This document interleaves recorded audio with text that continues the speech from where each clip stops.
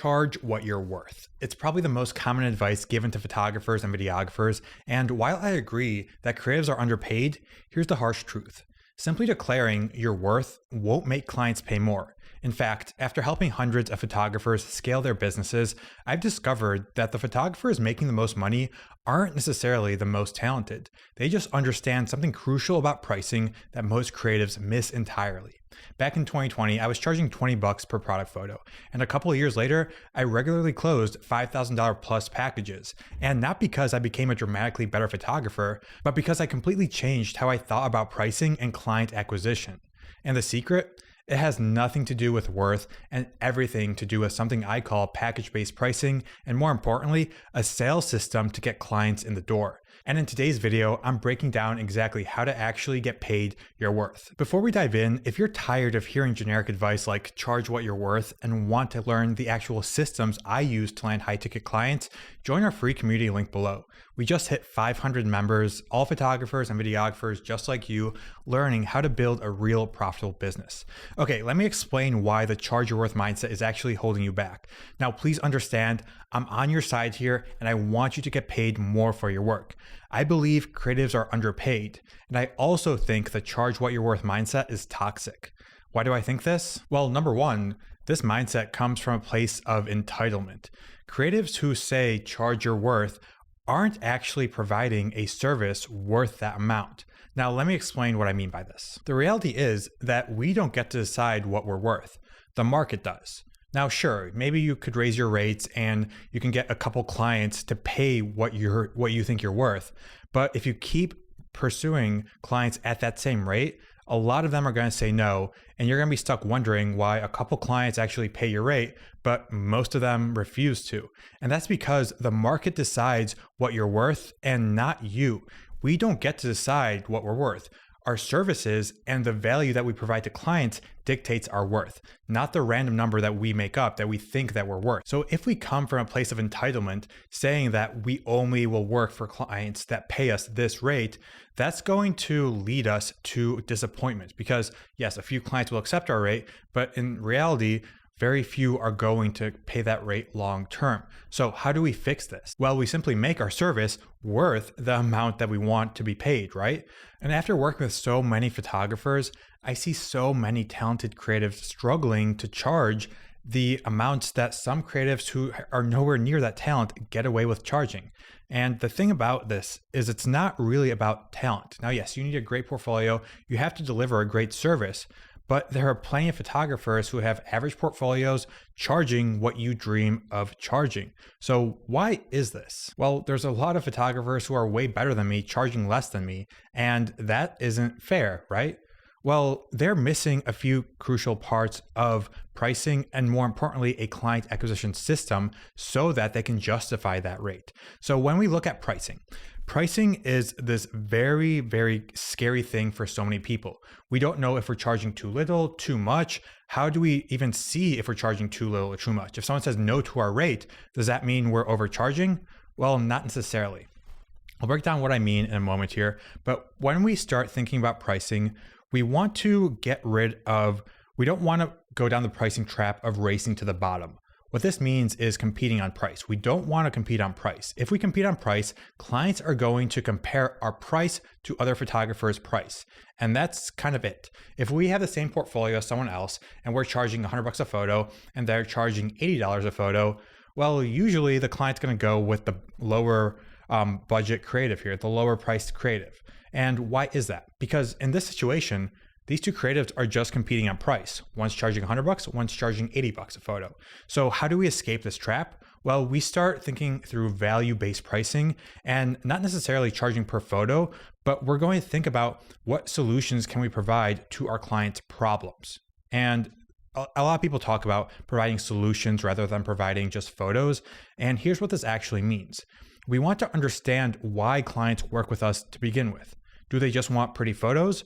Or is there something deeper there? Maybe their conversions aren't great on their website. So if we're pitching an e-commerce brand and we notice that, or during the sales call, we realize that they're keep bringing up their conversion, that pain point, well, maybe we should pitch around that pain point, right? So if there's some pain around that, we can come in as a solution provider to alleviate that pain.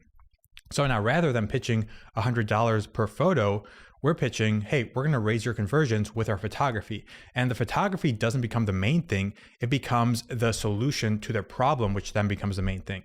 And clients can have loads and loads of problems. And the only way to really discover these problems is to get on discovery calls with clients, get on sales calls with clients. Now, these aren't cold calls. I'm not talking about cold calling. I'm talking about scheduled sales calls / discovery calls here. And on these calls, we can dig into their problems, uncover why they actually got on this call, and then propose solutions. So what are these problems? Well, maybe their social media page isn't growing. Maybe they're running Facebook ads and they're not converting as well. Maybe they were running Facebook ads 6 months ago and those were converting well, and they're running the same creative right now, but it's not converting. So you come in and come up with new creative. Maybe they are launching a new product and they need fresh photography for that. That's the problem. So there's so many problems that clients can have that we just don't know they have until we start talking to them. So once we uncover these problems, we want to pitch ourselves as the solution to this problem with package-based pricing. So we're going to pitch packages that solve their problem rather than individual photos here. So packages, well, these are going to include a bundle of photos. Maybe we're going to throw in a stop motion or two. Maybe we're even going to do some videos for them. But with this, we're going to include bonuses that are high value to them and low cost to us. So these bonuses include like licensing that's included with the project rather than charged separately. So if we include our licensing, well, we can bake the cost into that bundle that we're selling to clients so they don't have to keep track of the licensing fees. The last thing clients want to do is remember if their license expires in 2 years or 1 year, if the license is valid for Facebook ads, if it's valid for print, if it's valid for online, right? Clients don't want to have to remember this. So our packages are going to alleviate every single problem that we think the clients will have when working with photographers. So our packages include photos, bonuses, everything clients need from us. Now, if you need more help creating packages and all of this stuff, we have loads of trainings on this YouTube channel. Plus, that free community has loads of trainings on creating offers and packages as well. So go through that if you need step-by-step instructions on that. Okay, so we have these packages, right? You create these packages. How do we actually price them? That's very, very difficult to answer in a YouTube video because pricing is very custom based on so many little factors. That's the reason I really recommend working with someone who's done this before. So either a coach or joining some sort of community that can look at your packages and tell you if you're undercharging or overcharging. If you don't want to work with someone, I'll explain how you can do this yourself, how you can figure out how to price yourself. So first, you pick a number. Ideally, if you're creating packages like this, you can sell these anywhere from $1,000 to like $5,000 and even more, depending on how many assets. But pick a number between 1 and 5,000, and that's going to be your rate moving forward. Now, in order to know if this is the right rate, we need market feedback, because if you're not working with someone to figure out if this is the right rate, you need to have real world data to tell you, okay, people are willing to pay this.